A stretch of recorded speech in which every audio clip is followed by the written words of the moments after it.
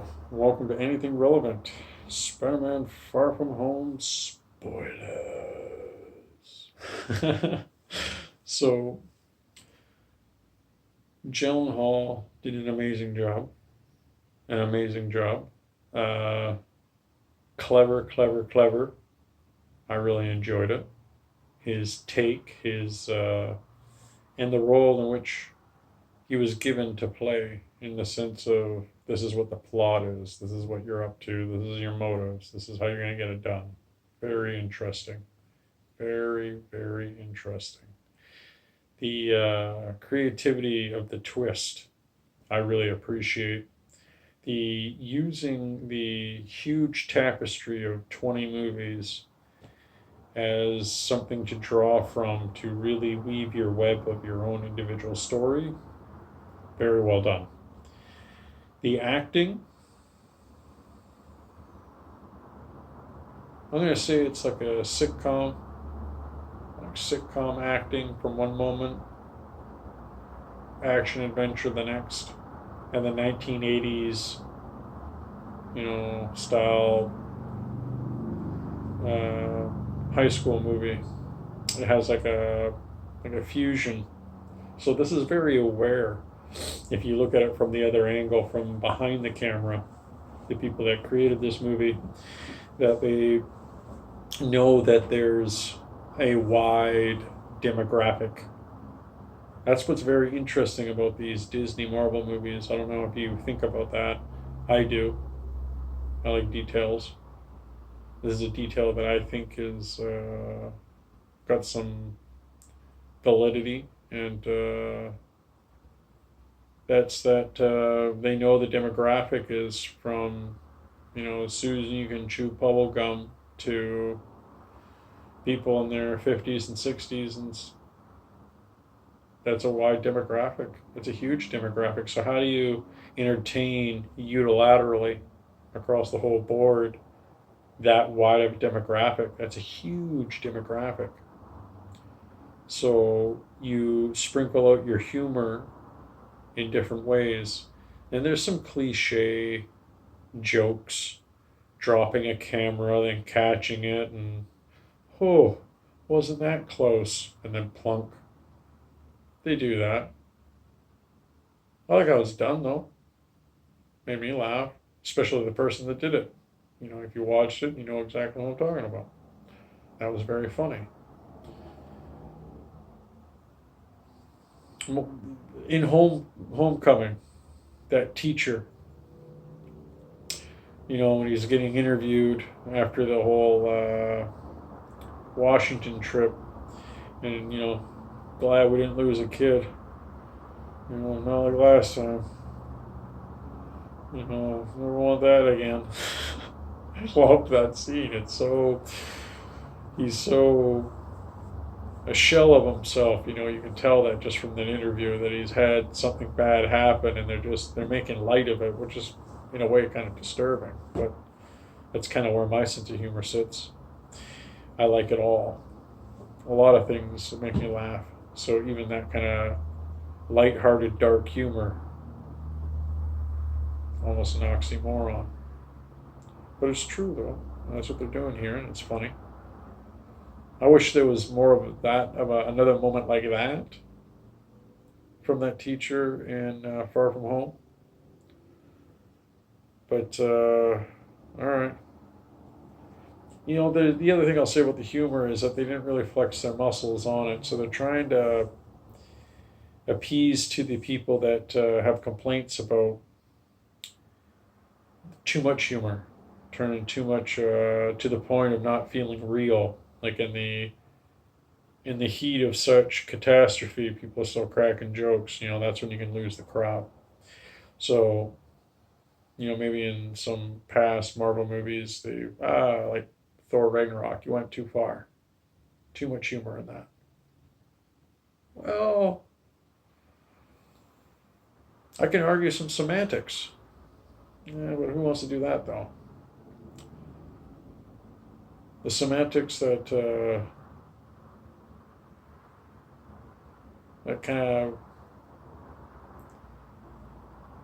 Thor is like 1,500 years old. That's all I want to say. He's 1,500 years old. Been there, done that. His Ragnarok and Endgame um, and Infinity War. All three of those movies are the true um, depiction that we're going to get from Chris Hemsworth on his Thor. And I think it's been consistent. I don't think it's been making fun of PTSD. I don't think it's making fun of grief on how he grieves. Like I say, this is a guy that has been there, done that. And had it happened very fast on how personal things got. But he comes from a warrior culture, a legit warrior culture that never stopped being warriors. You know, every nation can say we came from a warrior culture. Every country that has got a flag can claim that. But some, retired that aspect of their culture or participate in it differently. These Asgardians, they're still the Asgardians from 1,500 to 1,000 years ago. So, how many other Asgardians have they watched die? They get more powerful as they age, but they can still die, which means marriages still produce kids. How many friends has Thor lost in 1,500 years? And that's just talking Asgardians, which, even if it's a handful, before Ragnarok, you can say there were hundreds of thousands, if not millions, of Asgardians. If you watch a handful of them die, and they live as long as they live unless you kill them, and that's significant. But then there's the time that he spent on Earth watching humans die. How many times do you do that? How many times do you fall in love and watch the woman die? So I don't think his PTSD is he's making fun of it and it's mocking it. I don't think at all. I think he's coping with the fact that when the time came, he failed. He was lacking. Something came short.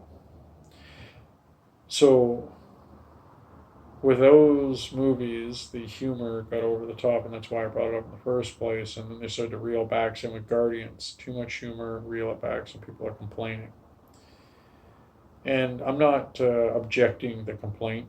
I wasn't complaining, but when it was brought to my attention, yeah, it's a legit observation. So this movie kind of corrects that. But why I bring all of this up at all, why it took me this long to get that said, is the fact that there's missed opportunities. But not enough to feel sour or salty or like the time was ruined or it was empty. No, I laughed, but I'm like, could you imagine what other jokes you could have plugged in there instead? And that's it, though. Like, when I think of the action, I have no criticisms. I watch the action, like, well done. CGI, well done. The overarching part of the story and how it transitions, I don't have too much of a complaint. Wooden acting, wooden performances, very little of that. Very well done on its own.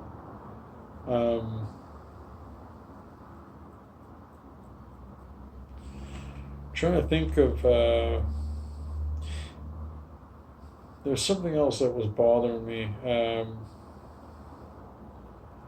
What I didn't like was the fact that they have this little switcheroo. Again, this is spoiler talk. So you got Nick Fury being replaced by Telos, the Skrull shapeshifter. That's heavy what you're implying. That's not light. That's not being tongue-in-cheek. That's huge. Even though it is presented tongue-in-cheek. So the implementing of such a now part of the continuity with a later movie like Captain Marvel that came earlier, and now having this little tongue-in-cheek with Talos posing in this as Nick Fury while Nick Fury is off planet. Now, when you stay for that stinger and watch that scene, what you've watched is they're looking off to the side that something's coming. Camera, whether it turns and shows you what they're looking at or the direction they're looking at, isn't important as in the sense of, all right, we dealt with Thanos, but some other big baddie is now gearing up. Gearing up. The gears of war are spinning. So that's to come. And that's what that is. But Nick Fury, though, given the keys to the world police to Telos, the refugee Skrull, that's huge on what that implies. So pay attention to that. And here's the thing I didn't like that I mentioned in the other video. I got a complaint about J. Jonah Jameson. He doesn't have a flat top. I'm just kidding. It's not that. When I'm complaining about it, I don't care that he's bald. You know, I'm bald. But bald represent. Sorry, can't stop. What bugs me about that is that if J. Jonah Jameson was given information by Quentin Beck or whoever that the real Spider-Man was a high school student, if we're like, and why I say this, because, well, he did it in the cartoons. We're not making cartoons here, making movies. And this is why it's important to me on why this needs to be addressed. This is the one thing that kind of soured me. Everything else was great, but I got soured by this one thing. You get J. Jonah Jameson getting information that this young buck in school is risking his life. Like, here's how I imagine J. Jonah Jameson being dropped down a file by the one that got away, or the flash drive, and he puts it into a laptop or whatever, into a computer, and starts watching the footage, sees the material, irrefutable evidence that it's Peter Parker, is that he should deny wanting to buy that material or buy it and bury it. I know that makes sense. You're like, this guy thinks Spider-Man's a menace. Absolutely. So take this on. J. Jonah Jameson gets this information, finds out who Spider-Man is. If you let me buy this, you don't share this with anyone else. The guy selling, yeah, just you. You get exclusive. So I'm buying the only. You don't have it if I have it. You don't have this information. Only I do. Yeah. Then they pay him off. The J. Jonas, waves his hand. His assistant, cuts a check. He keeps that file, puts it in the drawer, shuts his drawer. The guy working for Mysterio leaves. His assistant comes back in.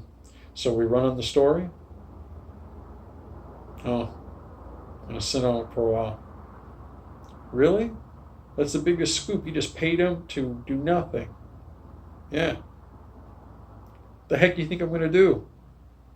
The kid he's a kid. He's in high school, and I'm going to throw him under the bus for headlines? What are you, nuts? Yeah, he can lift a car.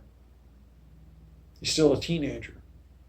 I don't want to upset a teenager that can lift up a car. Again, what are you, nuts? You crazy? No. I'm going to approach this kid. I'm going to try and get a story from him.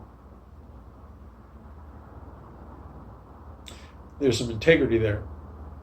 There's something that could be said about a very interesting J. Jonah Jameson if you go on that route. He has ethics, responsibility, and you're not dragging reporters through the mud with a really poor representation of someone with no ethics and morals. Well, J. Jonah Jameson doesn't. No, he's abrasive. And he does have a problem with Spider-Man, something that he doesn't agree with. And this is what you can build with a private meeting. He bullies Peter with a bunch of left-handed questions and insinuating a lot with these questions. And Peter could retort sarcastically, which he's famous to do, snarky, or with attitude, and says something a little venomous, and it can escalate. And then what happens? J. Jonah Jameson finally has everything he wants. He talked to the kid, got a measure of who he is, didn't go well in a conversation, and he's got every reason not to like him. Be an interesting route to go. But no, what did they do? He gets the information from Quentin Beck, and he runs it. And the mess that he'll create because of doing it. I don't think J. Jonah Jameson would run a story if he knew it was going to result in someone dying. That's my beef. So I told you all that scene and whatnot, but that's my takeaway. There was some tired cliche moments that were reshaped with a new twist. Cool. The action was great. The plot twists were great. The use of the rest of the universe to paint the back wall of Far From Home, great. Missed opportunity for some humor, not a big complaint. But biggest complaint, maybe even the only real complaint, is what I just described. J. Jonah Jameson and the Stinger outing Peter Parker as Spider-Man on blast. That bugs me. I don't like that. That's not in the spirit of J. Jonah Jameson in my mind. I view him kind of like like they were trying to modeling him after Bill O'Reilly and some other news pundit for the right. That was a mistake. That's a mistake. You shouldn't make Triple J a Republican pundit, conservative pundit.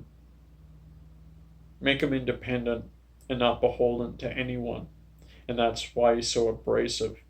He's got right wings and left wing people trying to get onto his newspaper to get a story out. And he takes it and edits it as he sees fit, regardless of whatever side you are. That's J. Jonah Jameson in my mind, someone that has this type of principle and integrity that he has that other people don't understand, but he won't bend on them. Pick him up by the throat off the ground with your superpowers, it galvanizes his reasons to make that decision. Sam Raimi's side understood this aspect of Triple J, and I want that to have more focus and grow that to be the majority of that character, and I think you'll do them right, and I think it would get more interesting stories out of it. Instead, you have an older gentleman that's just trying to smash for likes and subscriptions by having clickbait news. I really don't see Triple J being like that. I just seeing him have personal judgments on people that augment his approach. So he doesn't like Spider-Man. I think that he should have just took the information and not mentioned Peter Parker and just said, look, Spider-Man's up to no good. He's a menace. And then he can send a private letter to Peter. I know who you are. Stop it. How powerful would that be? Hey, Peter, you got some mail. It came from the Daily Bugle. All right, opens it up. Formal letterhead from that newspaper, and he opens it up, and it's freehand writing from J. Jonah himself, saying, "I know who you are. Here's a picture. Come see me. Come talk to me." People would put their hands on it like, "Holy smokes, this is crazy." I would. I think it would be a great moment, but they went with what they went with. And that is why I say Homecoming is barely its superior, just barely peeking past it, because it's so good on its own, other than what I talk about, because I'm picky. I'm picky at details. Some things I can forgive, some things I can invent in my head, and sometimes you get into a corner where you can't forgive it. You know, it happens. No big deal. I really don't care either way. It's just a personal thought. But that's what I would do different. That's my armchair quarterbacking on that. But another selling point for the first one is that I really enjoyed Michael Keaton versus Jake Gyllenhaal. Not saying that Jake Gyllenhaal did a bad job. It's that Michael Keaton had some moments in that movie, like in the car ride. Everyone goes on and on about that car ride scene. Well, it's because it's amazing. And it seems like this in comic book movies where you're like, why don't comic book movies get into the awards a little more? Just because there's spandex and make believe going on doesn't mean there's moments of gold, moments that invoke feelings from you. And what, they can't go for the awards? It's nonsense. But then again, maybe we shouldn't value the Oscars anymore. Make a new award show that is very inclusive, includes everyone. Yeah, maybe. Who knows? But that's my spoiler talk. I know I rambled, but I hope you enjoy. I enjoyed. Comment below or share and like. But thanks for dropping by.